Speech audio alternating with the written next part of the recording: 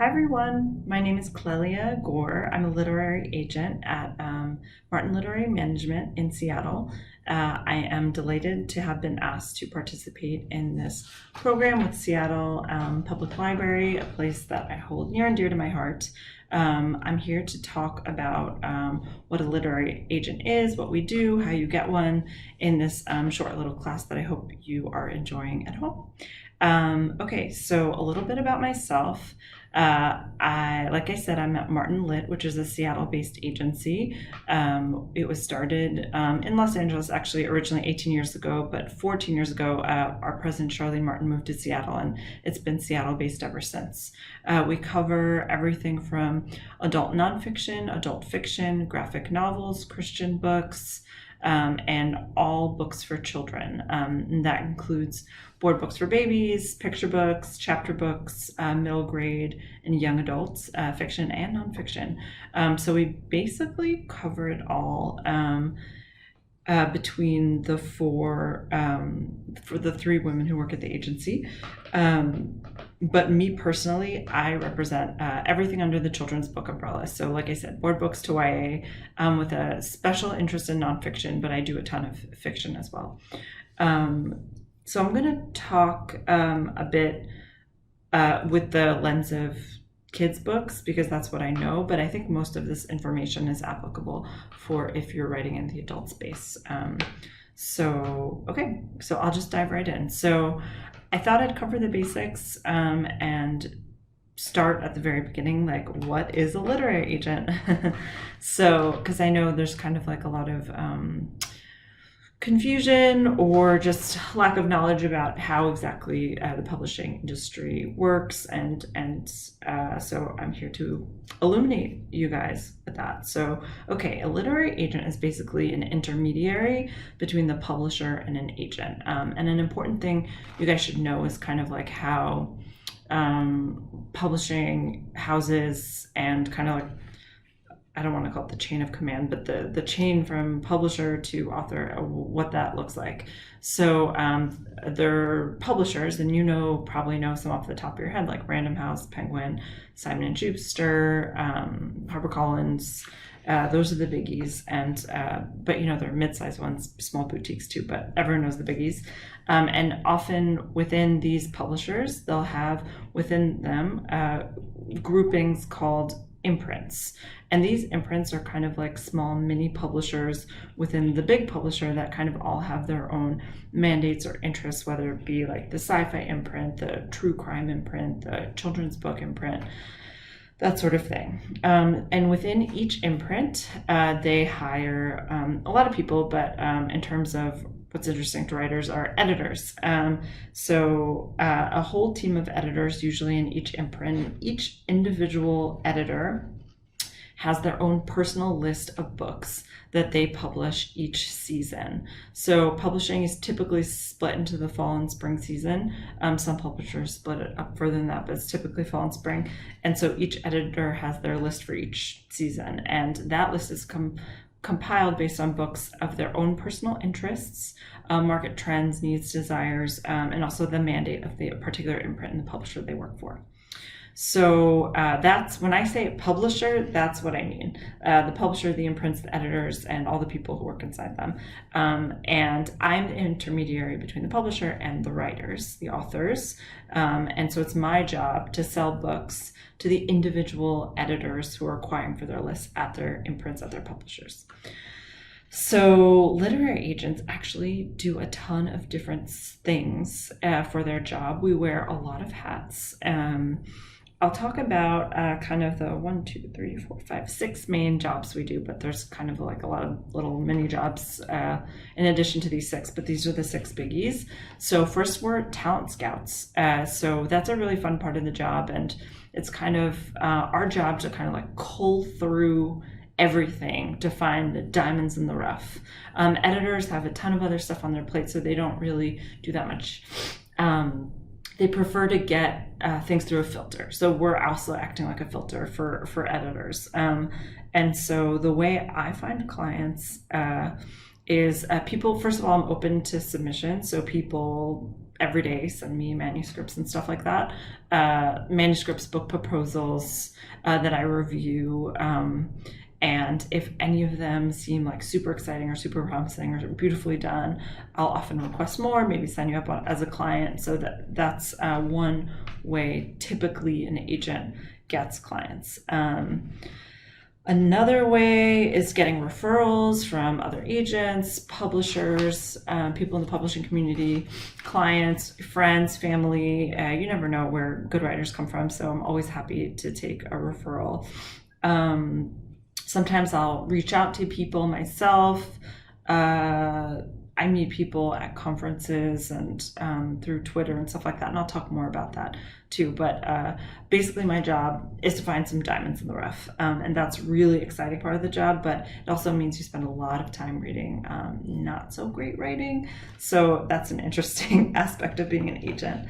In addition to it being a talent scout, you're also an editor. So after you sign on a client, you actually do a good amount of development work. Not every agent, but a lot of them do, to kind of get the book or the book proposal as ready for kind of as publication ready as possible. So develop it to reflect kind of like the market better, or just to like make it better, and so that it's ready to pitch to an editor at a publishing house.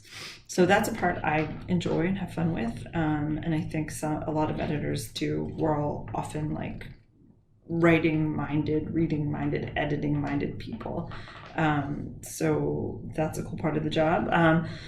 Another hat we wear as agents is being a saleswoman. So once you have your manuscript or book proposal ready to go, it's my job to create this perfect pitch to send to editors, package it in a way that's all as shiny as it could possibly be, really showing off like why this book is needed in the market, why readers are going to be so excited to read it, why schools and libraries really going to want to have to shelve it in their shelves, while bookstores are going to want it.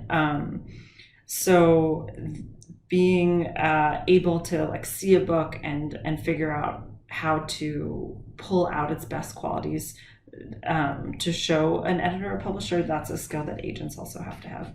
Another hat we wear is matchmaker. So basically I spend a lot of time schmoozing, chatting, talking, meeting with editors and finding out their individual interests, what their imprint is kind of looking for right then. And I kind of have this working knowledge of who wants what.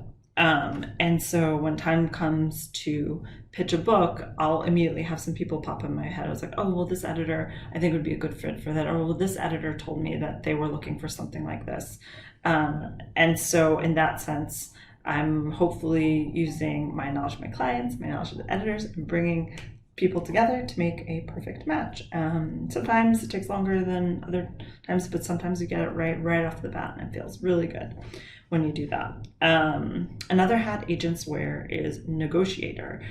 So in addition, after we've sold a book to an editor, hopefully we've made a great match, it's time to negotiate a contract on behalf. And so it's our job to kind of make the deal as sweet as possible, make sure it reflects publishing standards and is fair to our clients.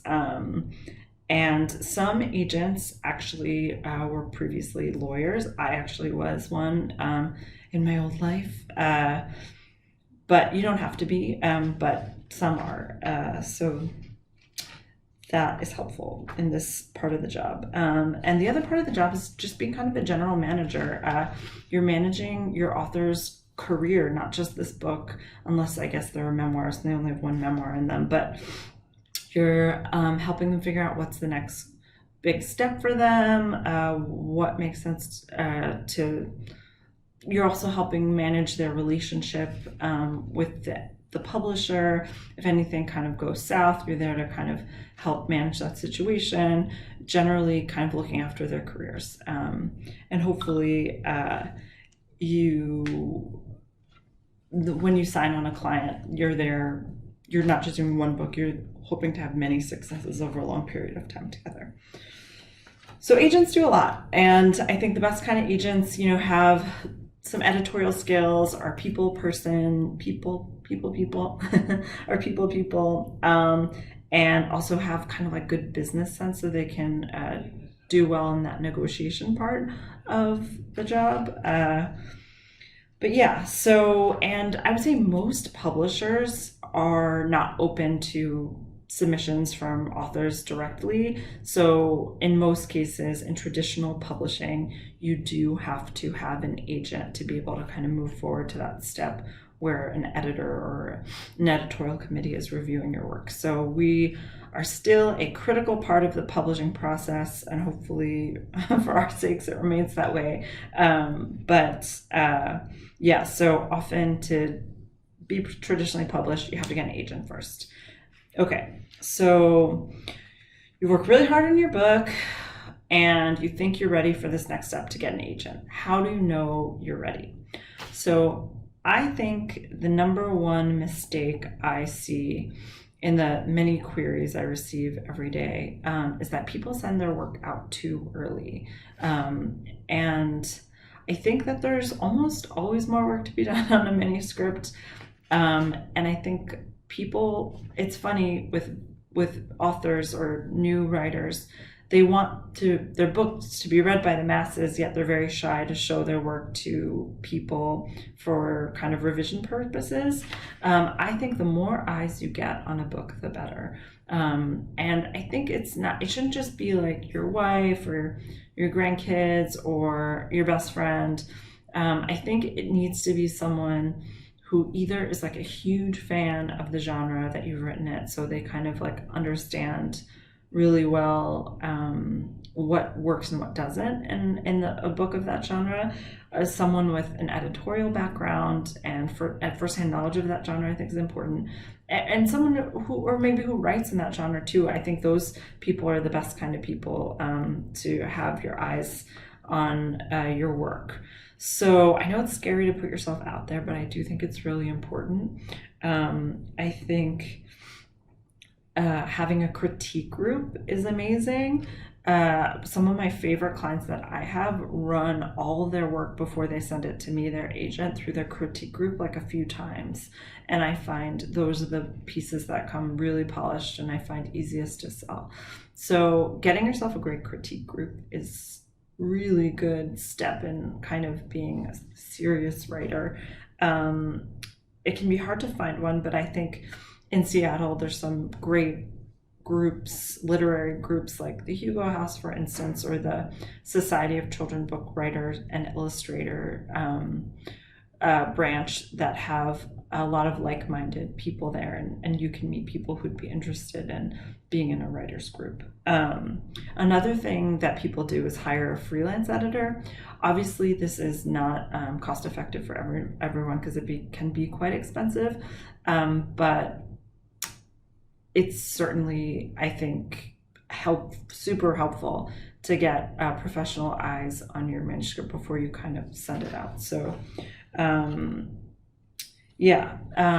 I guess my last thought on this is when you send your work to an agent is that writing is rewriting. Rewriting is like where all the magic happens. It's a huge accomplishment to have a draft of your book, of your novel, and finishing that, just that first draft. That's a huge accomplishment that you should be proud of. But it's kind of like you're only halfway there. You have so much work to do. Sometimes more than half the work is left to be done, and to getting it to a place where you can share it with an agent and hope to have it published. So learn to love the revision process is my suggestion. Okay, so the next question I want to answer that is commonly asked is, how do you find a literary agent? Okay, so there are a whole number of ways to kind of figure out who's a good agent for you. I would say you should first know that most agents, let's say many agents, perhaps not most, accept query letters from anyone who is a writer and has written a manuscript or a book proposal. And I should mention book proposals are for nonfiction, adult nonfiction, and like YA, middle grade nonfiction. Everything else typically has to be presented in manuscript form. But most agents accept query letters, and that is spelled Queury. And that is kind of a whole topic in and of itself. Maybe I'll give another class about that.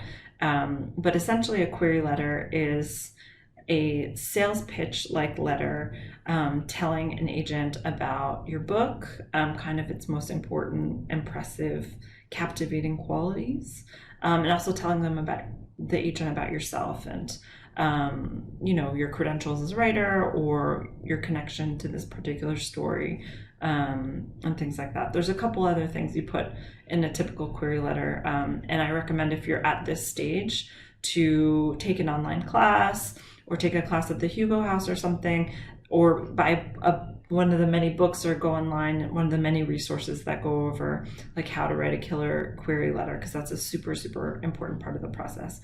I review query letters every day. I would say around probably like 15 to 20 a day. And I can easily spot the ones that are kind of really well written, and those writers I certainly give kind of more credence to, I guess, because if they can write a killer query letter, they've probably done their homework about what the book publishing industry is and understand the market, and they write well, which are all good indicators that the manuscript that they're also sharing with me is probably pretty good. So it's an important part of the process. Okay. So how exactly do you find a literary agent? There's a couple different resources. There's some old school methods, like just a physical book that you can buy at your bookstore. I'm pretty sure Elliott Bay carries them, but Amazon or B&N or any of the boutiques should probably be able to order them free too. So books on agents. So Jeff Herman's Guide to Publishers, Editors, and Literary Agents. I like that one. We have to fill out this kind of funky questionnaire every year, and I think it really shows off personalities well. The other one is by Writer's Digest, and it's just called The Guide to Literary Agents. And there's just a ton listed there by genre, contact information, things like that. And you'll be able to kind of track down agents that way. There are also websites that you can look on. There's one called Query Tracker, Query Tracker, that is popular with writers. Manuscript Wishlist. That is a website that aggregates this hashtag that happens on Twitter, hashtag MSWL, manuscript wishlist, where editors and agents will kind of like put out into the universe what specific kind of books they want to represent. And so they're searchable. So let's say you wrote a book about like soccer or something, you can type in soccer and see if anyone manuscript said they wanted that in their manuscript wish list online at some point. There's also an amazing resource called Publishers Marketplace. It is paid, and it is an industry resource that is super popular. And there's a ton of different things on it, but one of the most amazing tools is this thing called the deals section. So in publishing, we self-report deals that are made. So it's typically agents will submit deals that they just finished negotiating for books. And in each one, and every day, the entire industry gets these new email blasts that list the deals of the day. And I, as a professional, read the children's book section every day just to see what kind of books are being published, what the market is like, who are the players, who's selling, that sort of stuff, who's acquiring. So in each deal listing, there'll be, a title of the book, the author, a little blurb about what the book's about, the genre, when it's expected to be published, the editor, the imprint, and also the agent information. So if you've written, let's say, like a YA sci-fi book, I would like kind of go through the YA deal listings and pick out all the sci-fi deals, look who the agent is, and it's likely that agent would accept more YA sci-fi. So that's a little tip for you.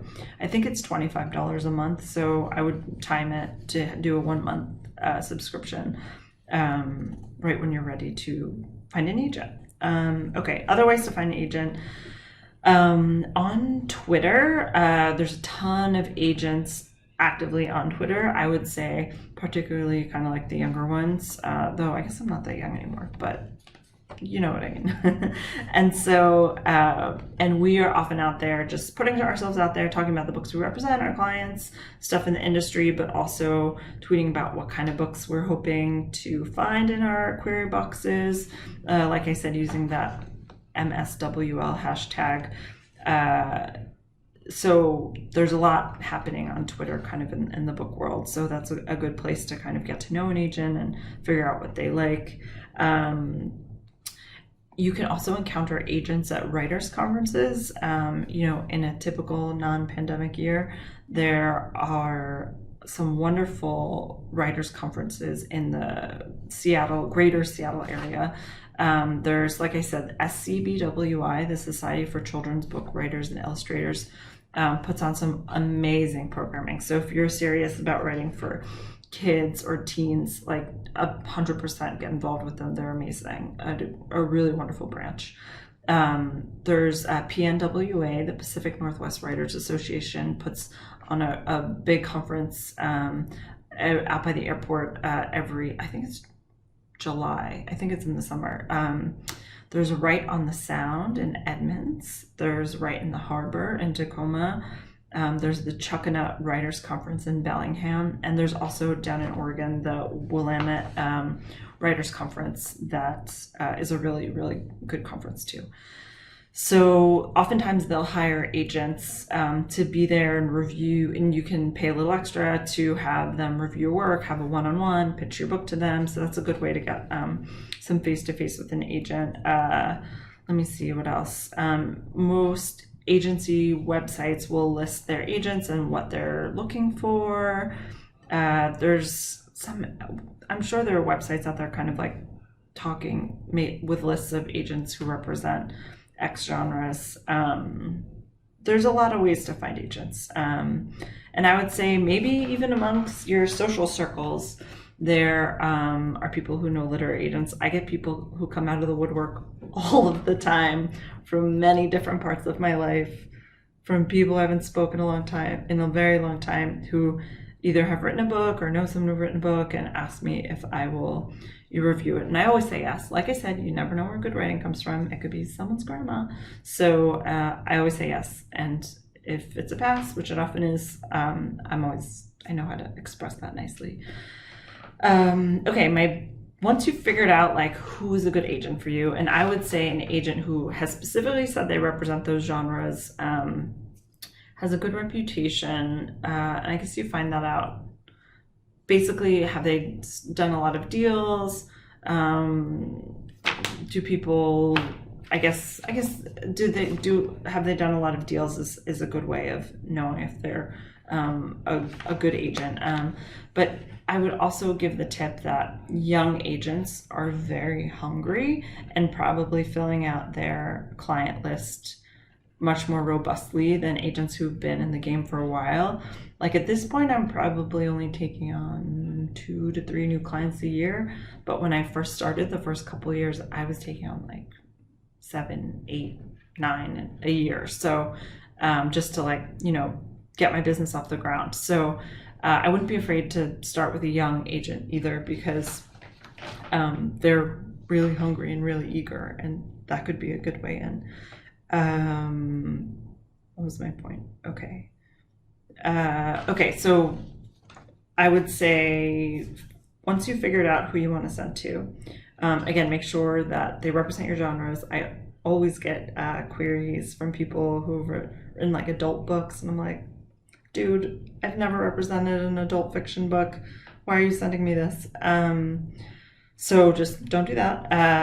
Check every agency or agent's individual website for their submission guidelines. It's tedious, but it will help you kind of follow the instructions and be more likely to be reviewed by the agent than just kind of dismissed for not following instructions.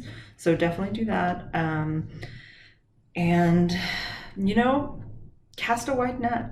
I think that It's hard to hear rejection, but rejection is probably like the most common thing that happens in the publishing industry. So if you hear no from 1, 2, 3, 4, 5, 6, 7, 8, 9, 10 agents, I would say don't give up. It's a very subjective industry, and cast a wide net and see if you can gain someone's attention. And sometimes agents, it's an almost, and they'll come back and give you some feedback, and maybe you can go revise, or maybe you can use that feedback to make your next book even better. So yeah, it's a tough out there, but I find the people who have the most success are the ones who learn about the publishing industry, like all you fun folk are doing now, really work hard on the revision process, and see the rewriting revision process through to the end, always working on their craft, and always being aware of kind of the market. I would, 2 more tips to be aware of the market. I would do things like sign up for Publishers Weekly or shelf awareness email blasts, so you get the kind of news every day in the publishing industry, and you can often get ones by genre, so you can kind of learn about your specific market and kind of like what's going on. My other tip, and I mean this for every single writer, is the best thing you can do for yourself is read in the genre you're writing in. That will help you understand the market that you're writing in. And importantly, the books that you should be reading shouldn't be these old classics. They should be books published within the last 2 to 3 years. And this way, you get a knowledge of the current industry, because the books you read as a kid are not the books that are published now, even in the same genre. And you'll kind of like see masters at work. You'll be inspired. Maybe you'll see a way not to do things and be inspired by that. So just read along with all of your revising and industry knowledge building and craft honing, and you will be set up for success. Okay, that was all I could cover in this 30 minutes, but I hope it was helpful. If you're a children's book writer, you can always feel free to query me. Check out our agency website, www.martinlit.com, for instructions. I'm on Twitter at Mademoiselle Clell. And yes, thank you for listening to me, and I hope everyone is faring well in this difficult period. Hopefully we'll be out of it soon, but in the meantime, be well, be smart, be healthy, be safe. Bye.